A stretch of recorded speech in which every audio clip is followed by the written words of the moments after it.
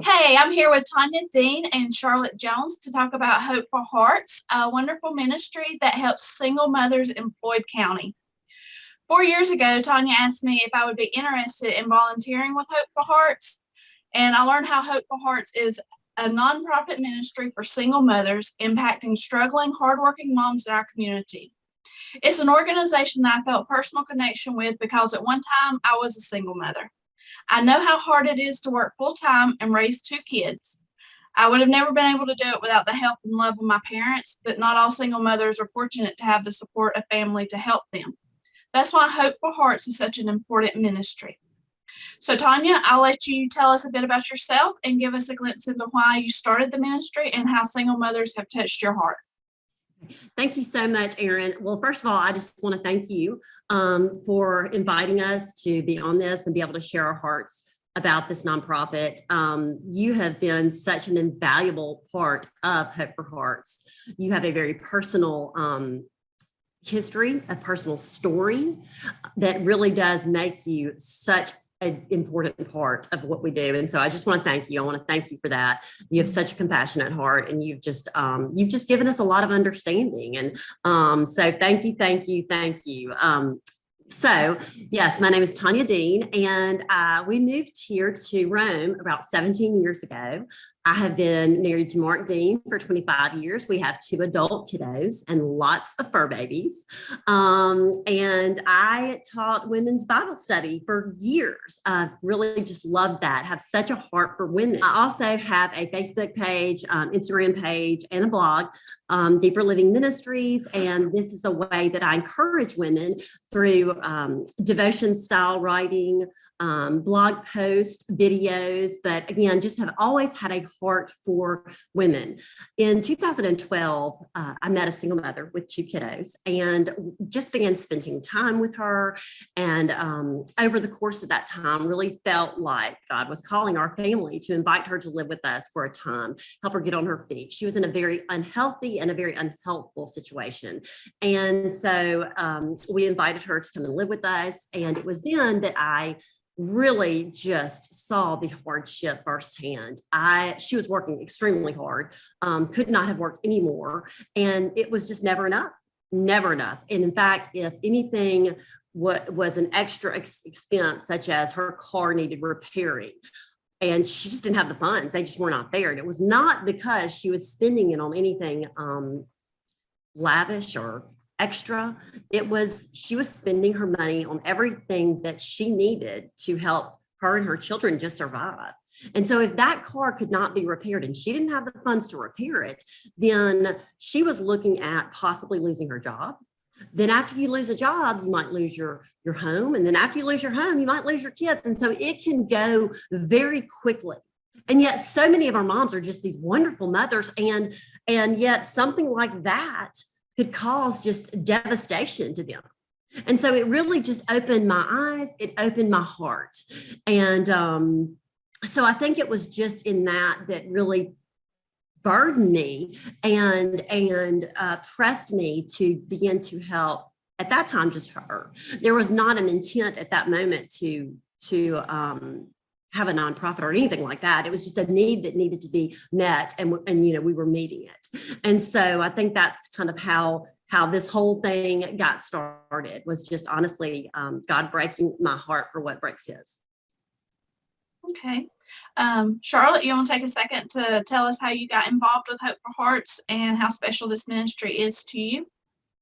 Yes, this actually evolved past the young lady and her family that lived with the Deans, really as a branch of the women's ministry.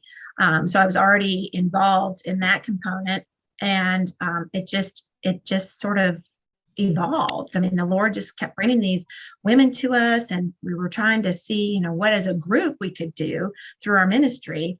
And just realized there was so much more need. I grew up in a single parent home, so I had a little insight into what it was like to be a child in a home of a single parent. So I've always had a passion for children, but I also saw through this just in various ways, various people outside of women's ministry, just within the community, the church, what just a little love and kindness shared with these mamas and these ladies that it could go so far, that it meant so much to them and to their families.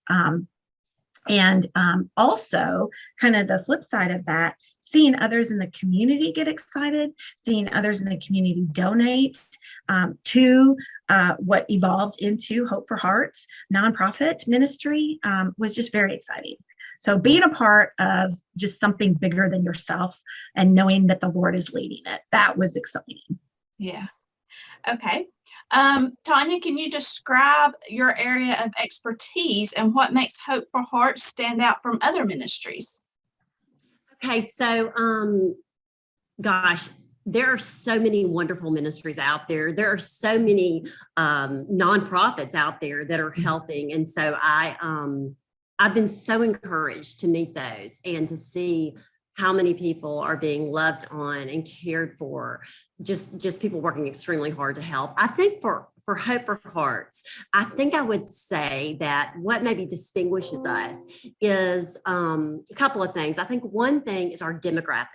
We often, when we're telling people about it, they often kind of maybe assume that we are helping those that are homeless, or maybe those that are in deep, deep poverty. And so I would say, yes, we do help those that are in deep poverty. We absolutely have that demographic of mothers that are in really tough financial situations, just don't have enough, never have enough, did not start out with ever enough, and so have had a really tough time. But there's more than that. We also help another bracket of women who are moms who are coming from a situation of divorce or possibly an abandonment from a spouse. And I think it's really important to really discuss this middle bracket, if you will, because this could be, and also widows. We don't want to forget our widows. Oh my goodness, we have one right now who I would say she's got a great job. It's a really, really good job, but she had her husband pass away recently, and she has 3 teenagers. So they were a 2-income family, now a 1-income family, and she's having to carry the weight of all of that financial responsibility while she's grieving the loss of her husband, and that she's trying to carry her children through that. It's a significant hard time for them. So we're helping her. Now, she may not need help for a long time. She needs help now because they're in crisis mode. Mm-hmm. So again, a decent job, but tough situation. We have moms who, again, 2-income families, spouses abandon them, and they do not have his presence. They do not have his help. And so they have, again, a decent job. They would not get help from the government, but they're not making their ends meet anymore. Mm-hmm. They are really struggling. And so they can quickly fall into poverty, not because that's where they were, but because of what's happened to them. So they're not only dealing with the financial now burden, but again, the distress over the spouse not being there, but it's also, oh my goodness, and we've got to explain to the children what's going on. It's so much at one time, and they're falling into poverty that they've never been in that situation before. They begin to feel an immense amount of shame, and I don't want anybody to know this. And so they're trying to hide the hardship because they feel embarrassed about it. I don't want them to feel embarrassed about it, and protecting their dignity is extremely important to me. So that's a bracket of our moms that I think people don't always think about, because honestly, they're probably working with us, or maybe sitting next to us in church, or maybe our kids, go over to their homes for spending the night parties. It's us, that have just fallen into a really hard time. So we have that bracket. Then we also have grandmamas that are now did not anticipate raising their grandchildren, but something's happened and they're having to raise their grandchildren. Mm-hmm. And so we want to come alongside these grandparents who, wow, they were to be retiring, and now they're having to think about raising their grandchildren with a big generational gap. They're wonderful, wonderful grandparents, but they need a little help. It's been tough. It's not expected. And so I would say that maybe distinguishes us a little bit from some other nonprofits out there. And then your other question was, I think, about the expertise. Is that what you were asking me about? What would be the expert? So that was a tough one. I was actually having to think about, and I think it's probably that I tend to not overthink when I see a need. So I will, if I see a need, I'm just going to meet the need, like whatever that is. And like if I see something that needs to be done, that needs to be said, I'll just often just go ahead and meet it and not think about it, not overthink it. I do think we struggle sometimes to wonder if, do we have everything someone needs, or would somebody else be able to give that better? And so they'll often redirect them to an organization, which I think is wonderful. And I think many times needs to be done. But sometimes I think we miss out when we are not the ones able to get involved in that. And sometimes I think there's such a beautiful blessing in saying just a yes to that immediate need. And then we end up really growing in our understanding of a lot of things, number one, and our love for others. And there's just a blessing we don't anticipate in that. So I guess that if I had to say, expertise, I don't know if that's an answer, but I guess that might be what I would say, and also would encourage others, because we girls can be overthinkers. I mean, I'm like that too in other areas, for sure. For sure. So yes. Okay. How do you select the mothers who participate in the Hope for Heart ministry? Okay, so yes. Well, Charlotte, do you want to take this one? How we select them? Well, we do our best with any mom that is referred to us or comes to us through our social media accounts to do an application process with them. So that's a way for us to get to know a little bit more about them before we say, yes, we are able to assist, or, not at this time, whatever the case may be. So that's kind of step one. And then they have to fall into kind of the categories, we're looking at, like Tanya just said, they need to be working unless there is some type of disability involved, or they're going to school full time, at the current time. So kind of looking at that, we're not an organization that deals with rehab situations. So we're just not equipped for that. So, they're not individuals, they're not mamas that have any type of substance abuse currently. And so we look at that. We do serve currently Floyd County. So that is a kind of a firm parameter, if you will, at this time. That may change in the future as funding changes. And so it still is pretty much an individual, person by person, situation by situation. But that's kind of the basis. We try really hard to get to know, especially if we don't know them coming through a social media account. We really prefer that that the mom is coming through a referral basis. And what I mean by that is somebody that either we know or, attends a local church that we're acquainted with or partnered with. Okay. All right. Let's talk about challenges. Y'all done some pretty incredible things in the ministry. What was your biggest struggle when you started Hope for Hearts?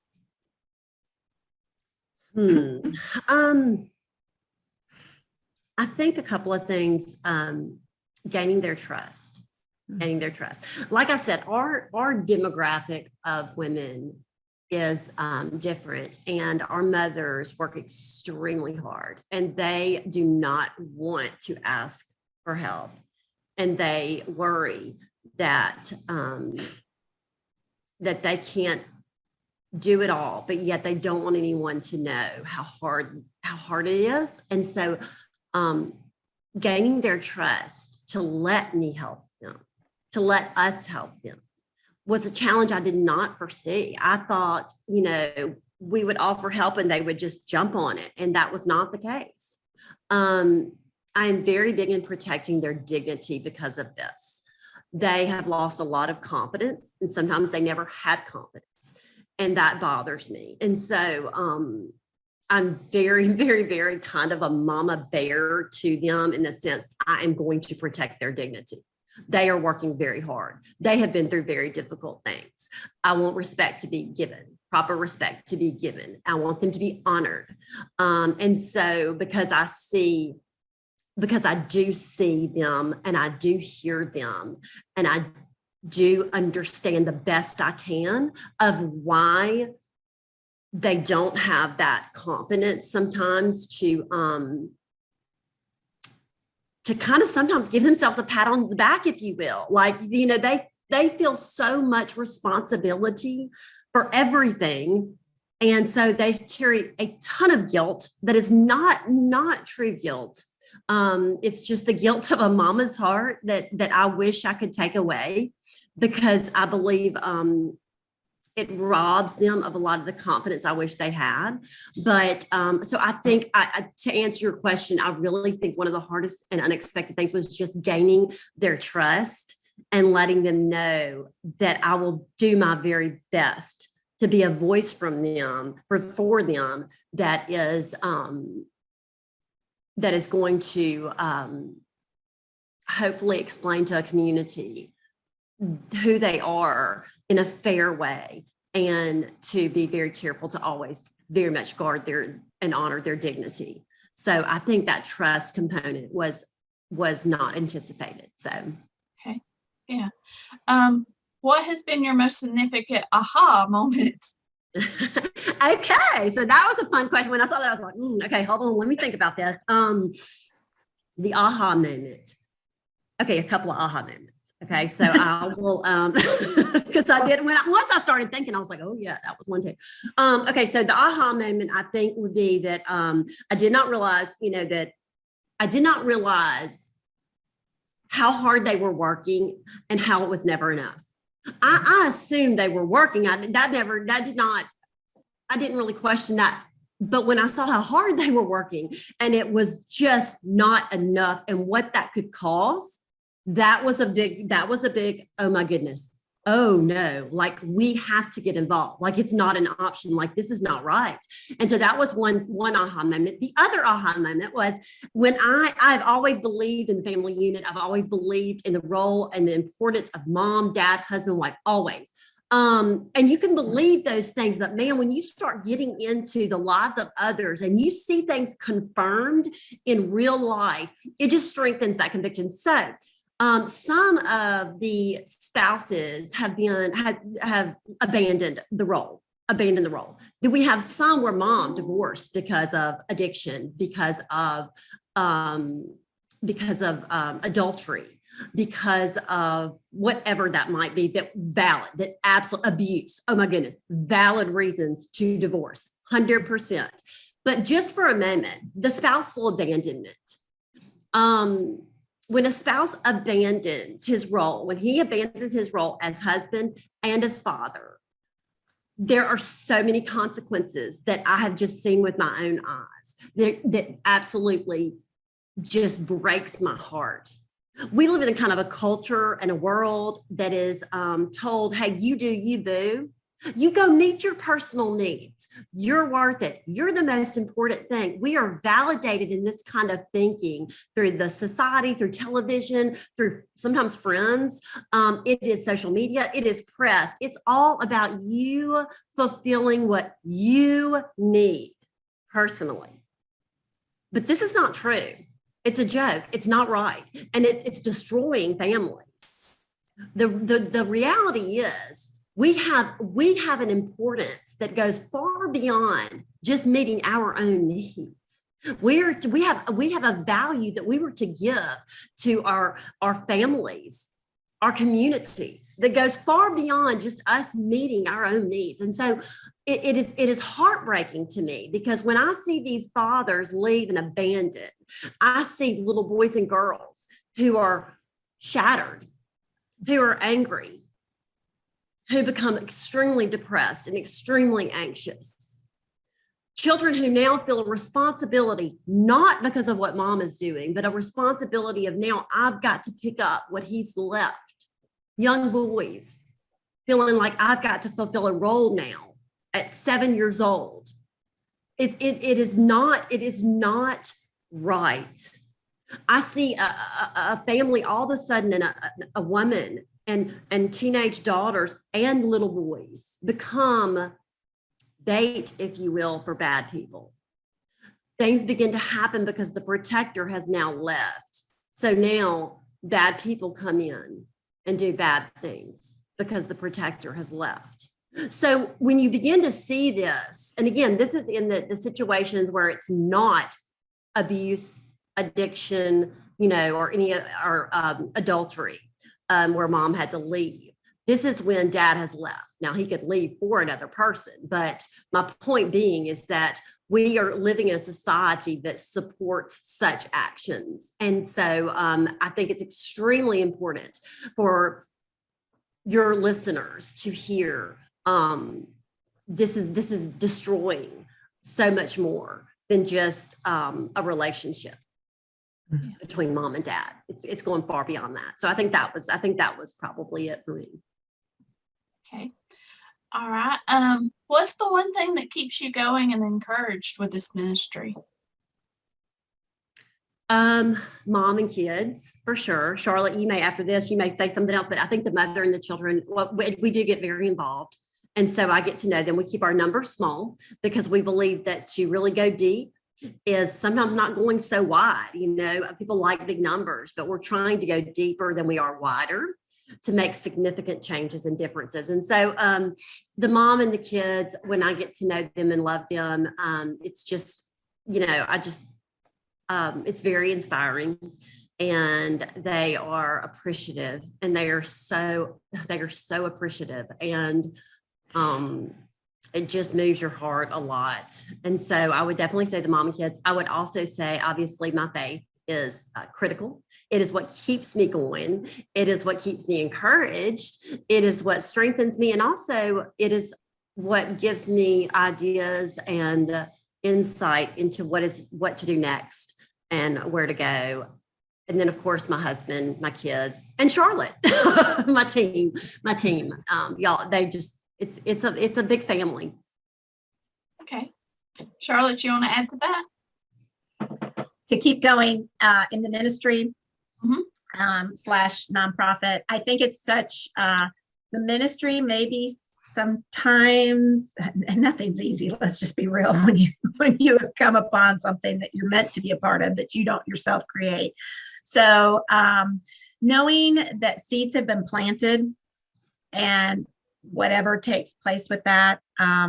But when you see, specifically from the mama standpoint, them really taking steps forward, whatever that is, whether it's a little thing, whether it's a big thing, but they're doing it. They're seeing now that they're in a place in life, really regardless the age, where they're starting to take ownership of their own life and the lives of their children, and realizing they're in a place to make some changes, make a difference. It doesn't have to be done the way it's always been done. And keep in mind, majority of these moms have very little outside support.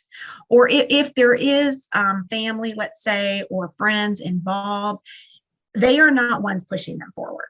Okay. They're actually holding them back. Not in all cases, but in some cases.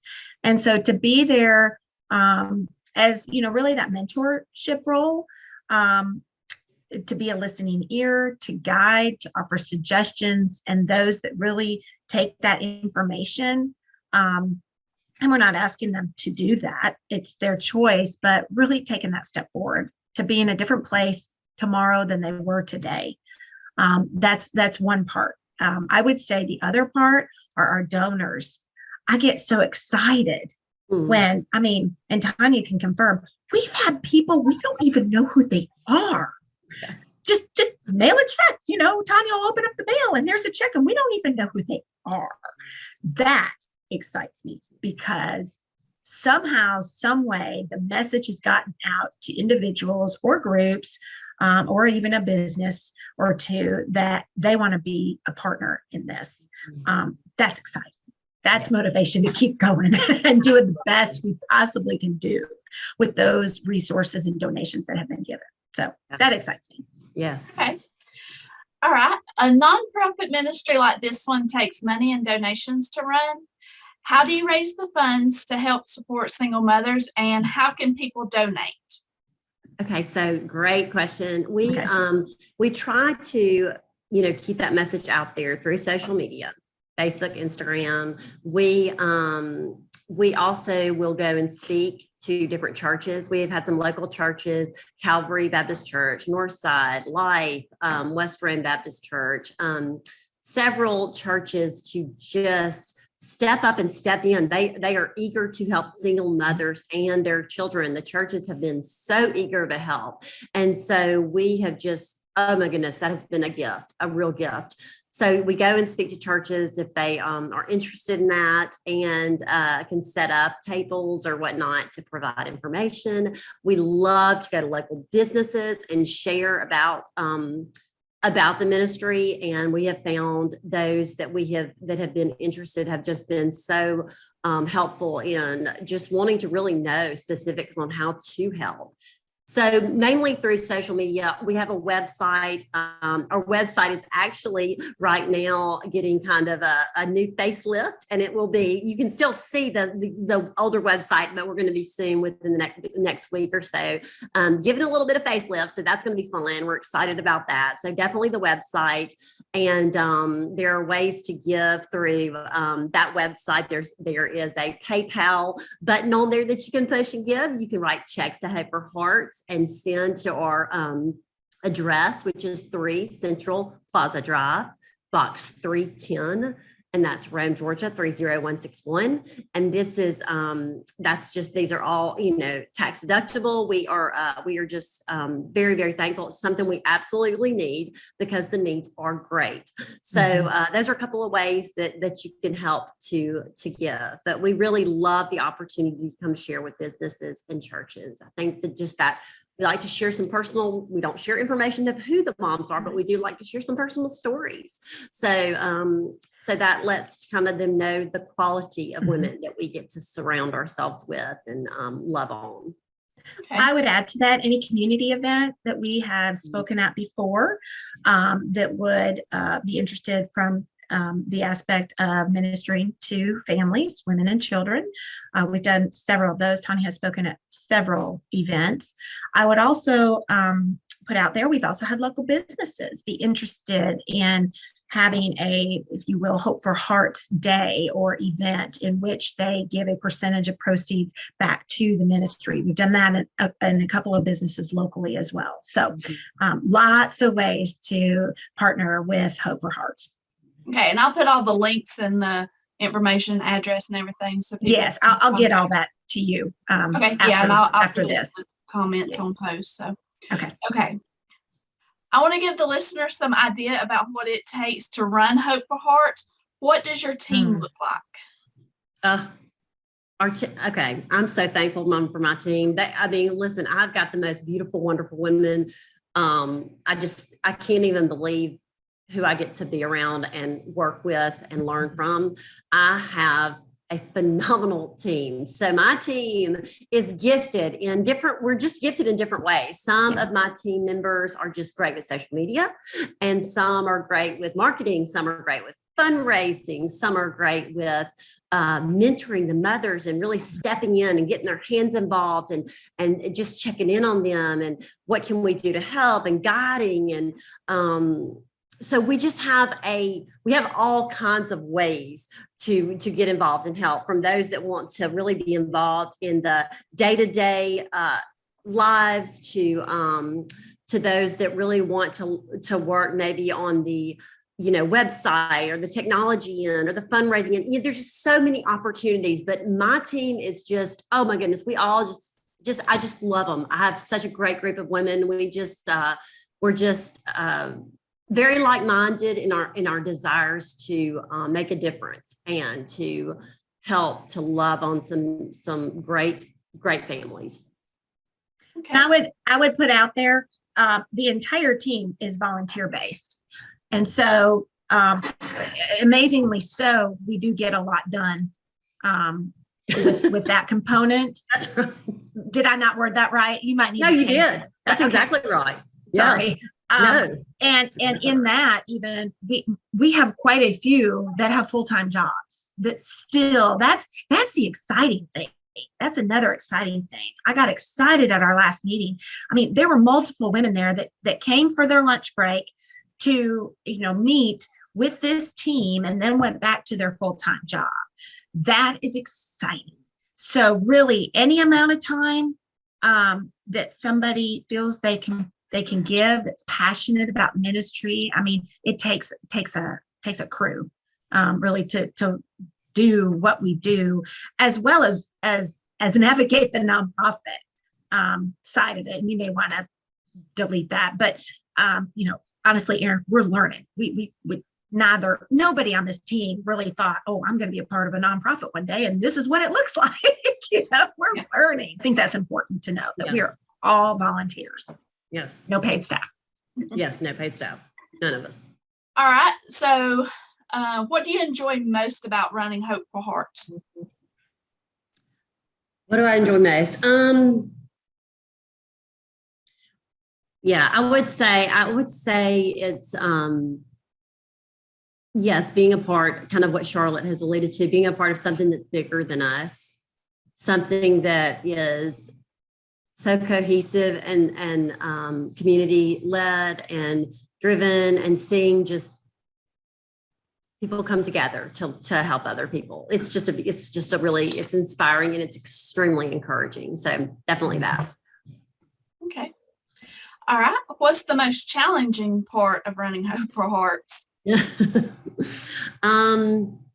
Wanting to do more, maybe. Charlotte, how would you answer that? I think wanting to do more, there's a lot that needs to be done, and you just have to be patient. And but wanting to do more. Charlotte, would you add anything to that?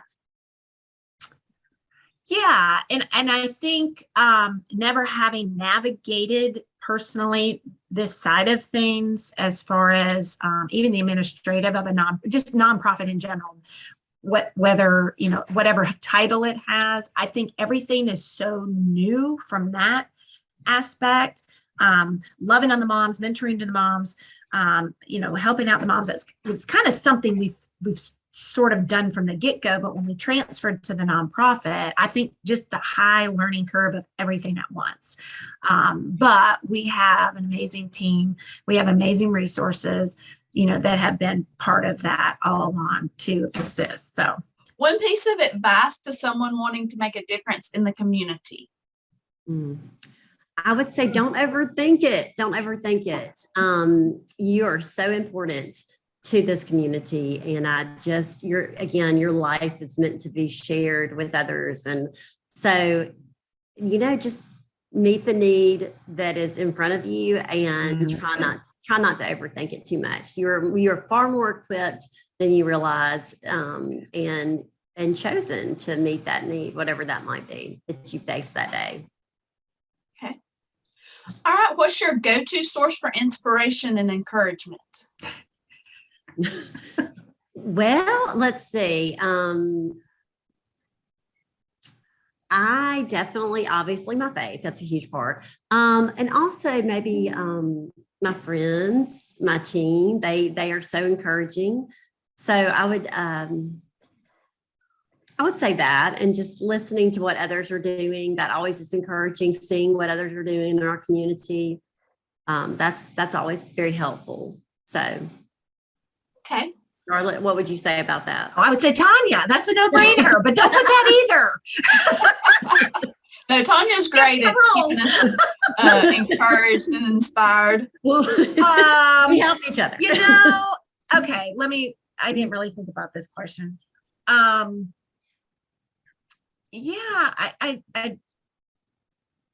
don't know if source would be the word for me. I think it's more of the successes of the past, whatever that's defined as, whether it's a mom, that really maybe currently isn't where they need to be, or listening or doing the thing, they need to do, whatever it is. But you see where they started, and you intersect their life at that point, and where they are now. There has been some movement forward. They are in a different place, even if it's just inside themselves or their mind. So that's encouraging, because it's tough. Ministry's hard. It doesn't matter what it is. It's just long suffering. Long So you suffering. have, yeah, it's long suffering. Amen. Yes. And Yes. so, yeah, knowing whether it was yourself or the ministry at large, or really something outside of anything you had a part of, but seeing some seed maybe at least planted and starting to take root as a result. Maybe that would be my biggest inspiration and encouragement. All right, we're going to wrap it up. I know October starts your big drive, and it's here. October's here. So please tell us your biggest goal with Hope for Hearts in October, and where our listeners can connect with Hope for Hearts and donate. And I will be sure to list that in the comments too. Yes, this is a big part of what we do. We believe that Christmas is the holiday of hope. I mean, it is all about hope. Christ came, brought hope. This is the one time we don't want our moms worrying. We don't want them worrying about whether they're going to have gifts for their children. And so we want to provide that for our mothers so that they can rest and enjoy this holiday. So one of the things that, or what we really do, is we have a site on Sign Up Genius where people can see a list of gifts for our mothers, the children of our moms. And every gift is listed individually, so no one has to take an entire child or entire family, because it is hard, and sometimes finances are tight for everyone around Christmas, and so it just gives people the opportunity to just pick one gift or two gifts. So anyways, we just encourage everyone to please think about helping us to provide these gifts. A lot of times this is the only kind of thing sometimes they get all year because finances are so tight. So we really try to go above and beyond. Listen, these mamas are not going to ask for the nicer things. And so when you see the nicer things asked on there, you just know that was because we specified. God cares about dignity, and for children, especially our teens and our preteens, they're beginning to lose hope. They're beginning to compare themselves to others. Things like a nice pair of shoes, like these shoes to get, it's an important thing to these kids. It's dignity for them. And so when moms are like, oh, I'm not gonna, I will say, like if they could ask, what do they want? Well, they would like a pair of Nike tennis shoes. And so we're going to put that on there. We also, as a ministry, we will add one particular thing that we believe is going to bless them spiritually or emotionally. So you might see that listed. It might be a book, it might be a DVD or something. Listen, that is going to, if we have several that want to actually purchase that particular gift, so that's why we put it out there. But if no one does, we as a ministry will provide that, because we believe so much into the heart of our families and the children. And so anyway, we are launching this October 1. It will be on social media. You will be able to connect right up to Sign Up Genius. We can actually give hard copies that may not be listed on Sign Up Genius. I do withhold a few hard paper copies. So maybe for those who are not very techno savvy, they want their job, their group of where they work, to help with a family, or maybe a youth group, church group, or youth group, or whatever wants to happen. They need the paper copies. We have those, so we can get those to them. So it's just really exciting. We ask that everything is delivered by Thursday, December the 1st at Calvary Baptist Church. And this is why I want our moms to be able to see the gifts. I want them to see them and know it's done. It's done. You don't have to wonder. You're looking at them. So it is early. We get started early before everybody gets really busy. So it's just an important time. I want this to be where they can see that everything has been taken care of. Now you enjoy the next 2.5 weeks or whatnot to Christmas, because it's super important. Yeah. Okay. All right. Well, can I add something? Okay. This is the one and only event that Hope for Heart sponsors in a year. So with that, we know there's a lot going on at Christmas time with all kinds of organizations and groups, but it's a wonderful way to also partner with our community, with our businesses with people that might have a work group that they always like to do something for Christmas and may not have anything or any way to tap into an ongoing event. This is a wonderful way to do so. Our small groups at church have been phenomenal. We even have had even in neighborhoods come together of neighbors getting together and wanting to do this. So there's a lot of creative ways to involve yourself in Hope for Hearts Christmas this year. Okay. All right. Well, thank y'all for meeting and telling us about Hope for Hearts. Check the links in the comments. And if you have any questions, just let us know. Thanks. Thank you, Erin. Bye, Thanks, guys. Erin.